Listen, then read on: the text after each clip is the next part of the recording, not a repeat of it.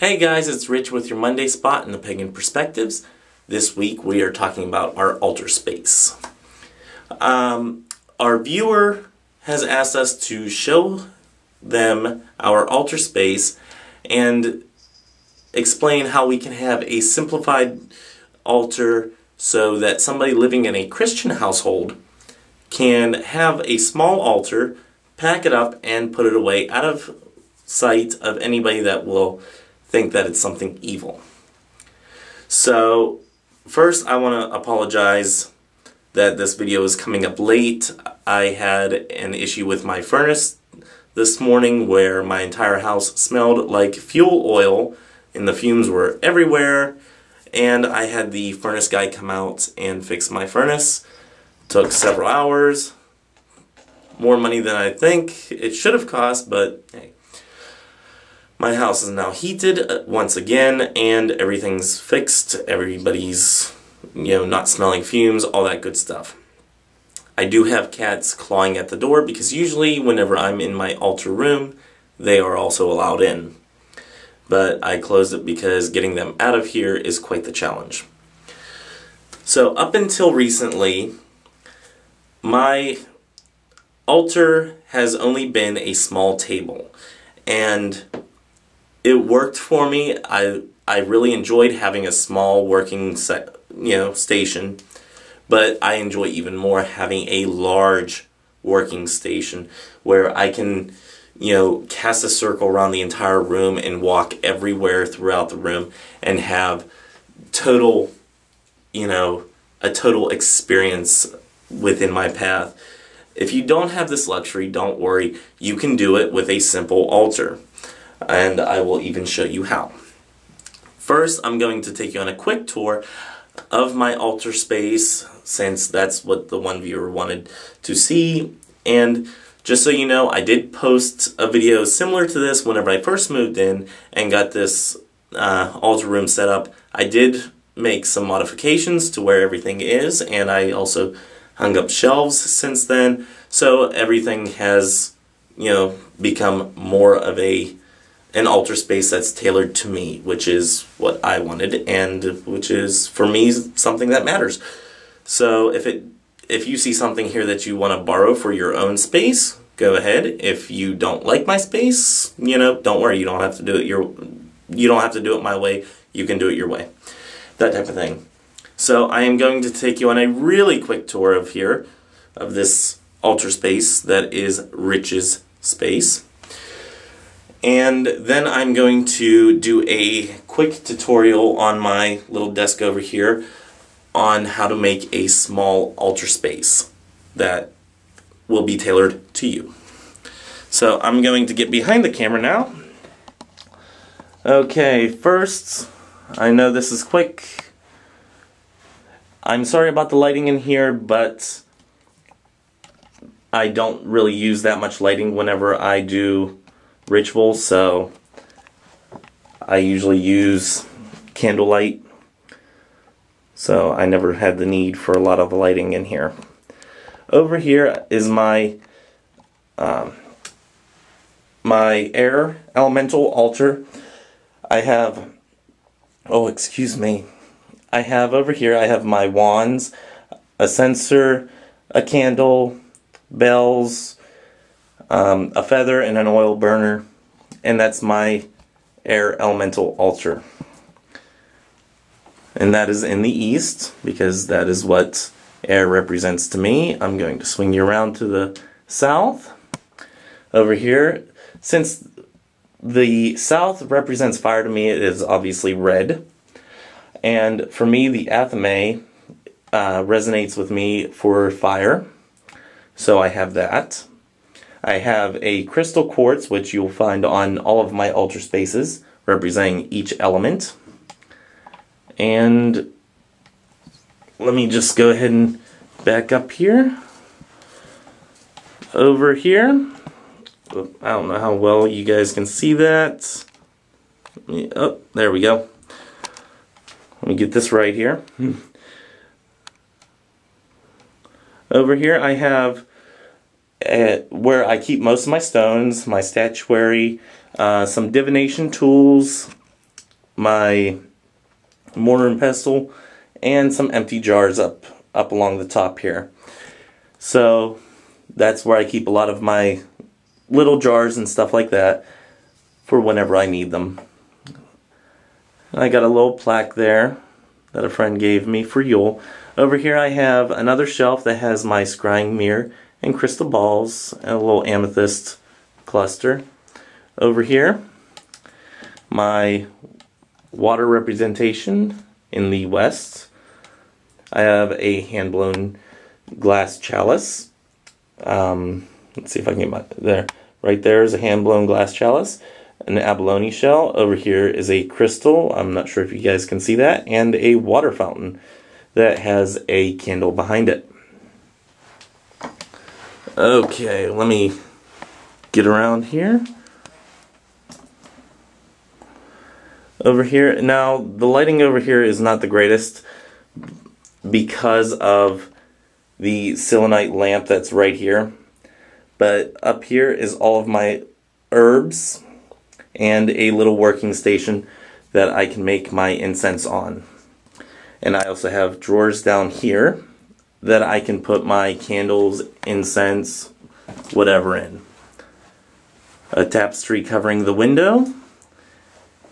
Another couple shelves. This shelf over here holds some runes, another abalone shell, another crystal ball, my travel paten, and my besom, a couple bags, and a sword, some measuring cups, stuff like that. Over here is my earth representation, and a really cool, stump of a tree. I have salt, a candle, somewhere around there is my crystal right there, and some other candles around there, so that is my earth representation.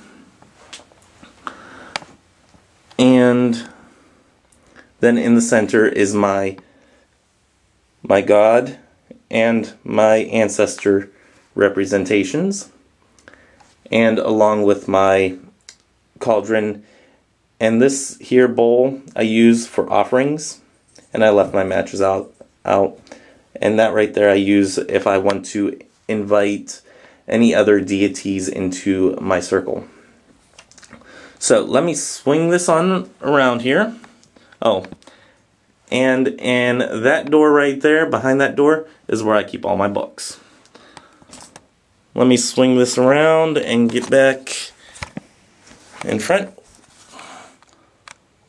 Whoa, okay, there you guys go. Okay, so you had a quick tour of my altar room. I may actually update it and go through everything that I have in here at some point on my personal channel. Right now I don't have time to do that all the time, but I will try to be making more videos soon. But right now I'm going to show you how to make a small altar space that nobody will really notice that is an altar. So I'm going to go ahead and try to position this right there.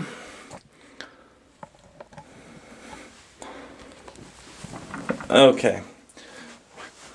So, first of all, most people have a regular desk. Hopefully it's clean, not with resins all over the place, stuff like that. Okay, so you have a regular desk. This is actually an altar cloth. You can use a regular sheet or any type of blanket or fabric that you might have laying around. There's your new altar cloth. For your elementals, I have a box full of crystals. For your elementals, it's simple. You can have east, west, let's see here, south, north. Okay, so now your elementals are done. For your God and Goddess, or in my case, ancestors. It doesn't matter where they go, it just matters, at least for me, it doesn't matter where they go. I always put the God on the right and my ancestors on the left. Usually it's God on the right, Goddess on the left, so at least the literature that I've read says it that way. So I usually face east for whenever I do rituals, so this would be east for me. I have a crystal point that I would use as a wand. I don't have a knife with me, but a simple, much more simple than this. This is an athame, obviously, but a simple table knife, butter knife will do. So now you have, whoop, wrong spot, right there. Now you have your air representation, your wand, at least that's what it resonates for me. Your fire representation, which resonates for me as a fire representation, is the athame. Over here,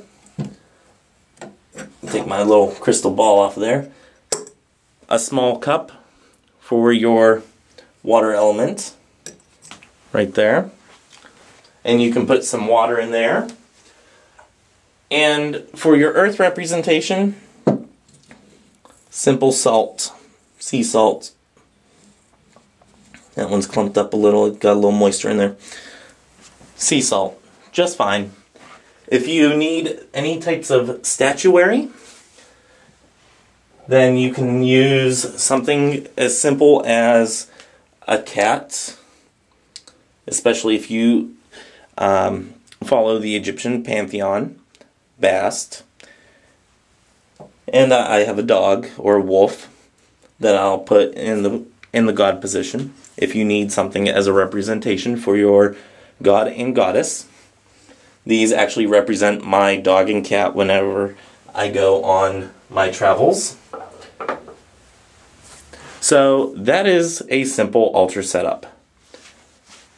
Would it look odd to somebody that's not used to it? Possibly. Now, how to store it. I have a great storage method. A CD box. You can pick it up at Target, fairly cheap, $5, maybe $10. Everything will fit in this box. Close it up, put it under your bed. You're all done. So,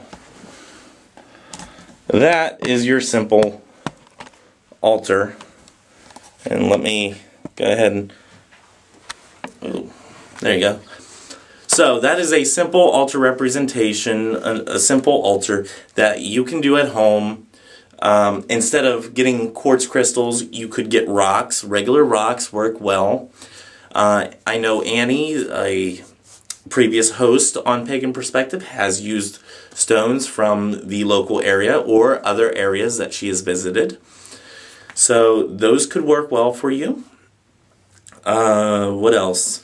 Just about anything, as long as if you put a meaning to it, will work for you. Let's see, what else did I want to say? Oh, if your parents, and this is important, if your parents are dead set against you doing any type of magical work, then don't do it. Wait until you're of age and you're out of their house, respect their rules, and don't do something that's going to make them angry. Because after all, you are the child, you are, you are the person that they are taking care of. So, obey their rules until you are of age and you are out on your own to do what you want. But if they are the type of parents that say, okay, you can do it, but I don't want it to be obvious. I don't want you burning candles, this and that, no incense, none of that stuff. That's fine. You can still have an altar set up and have it not really that noticeable. Okay. With that being said, educate yourself, before going out and buying any tools. A lot of people go out and they buy a lot of tools and they think they need all these tools when they first start out. I didn't necessarily buy all the tools that I wanted all at once. I slowly accumulated them as I needed them. I got them a little bit ahead of time before I did a ritual or anything like that. So, that being said, I'm also more of a hands-on person. I like to be, holding something whenever I'm visualizing energy passing through a wand. I'd like to be holding that wand in order to do that. If you want a wand, go out to the yard, grab a stick that has fallen from a tree, and make a wand. It's not hard. Anybody can do it. People before us have done it with less.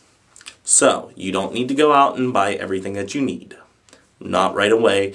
And even after practicing a simple practice for a while, you may discover that you don't need them. So, I think that's about all that I have to say about that. I also wanted to say that on my personal channel, I have put my videos on private view for the time being, and the reason because of that is that somebody from work found this channel and has started making fun of me about it, not knowing even what this channel was about. Then I realized, oh crap, I've said stuff on YouTube in a safe environment that I deem a safe place for me, and I did not want them to know that, because any little ammo that I give them to make fun of me would not be fun. So I put all my stuff on private until everything died down, and it's about died down, so I'm going to be putting my videos back on public view. So if you've been trying to watch my videos and you haven't been able to, that's why. I think that's all I had to say. I think this video has gone a little bit longer. I'm going to try to edit it down. So until next time, may you have a great day and a better tomorrow. Bye-bye.